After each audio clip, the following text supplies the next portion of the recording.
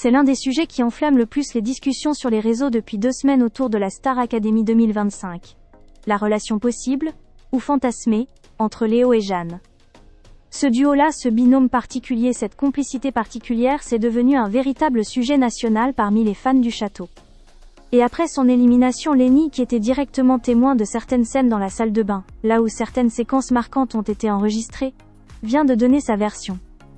Une version qui dit tout, mais en même temps, qui refuse de dire quoi que ce soit. Et c'est précisément ce silence assumé qui intrigue encore plus.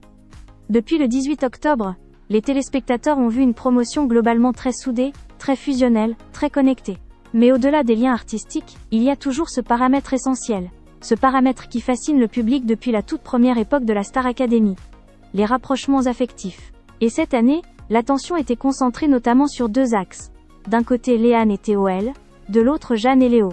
2 potentiels couples dont les 60 de réseaux sociaux raffolent. Et forcément les performances, les duos, les réactions aux primes, tout est analysé à la loupe.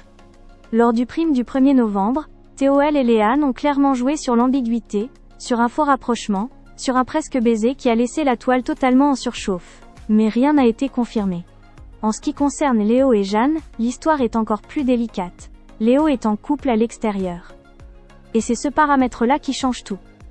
La fameuse scène de la salle de bain, diffusée le 30 octobre, où TOP pose la question frontalement « Il se passe quelque chose avec Jeanne ?»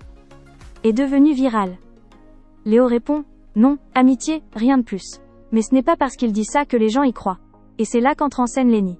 Interrogé sur le sujet après son élimination, il aurait pu valider, infirmer, confirmer, ou même jouer le buzz. Mais non. Il coupe court. Il dit clairement « Ce n'est pas à moi d'en parler ». Une phrase extrêmement révélatrice parce que ce refus net de répondre est interprété par beaucoup comme un aveu indirect, un choix de ne pas trahir l'intimité. Et ça, évidemment, ça nourrit la chronique. Parce que parfois, le silence en dit plus long que tous les commentaires. Mais Lenny, de son côté, rappelle qu'il a autre chose à penser.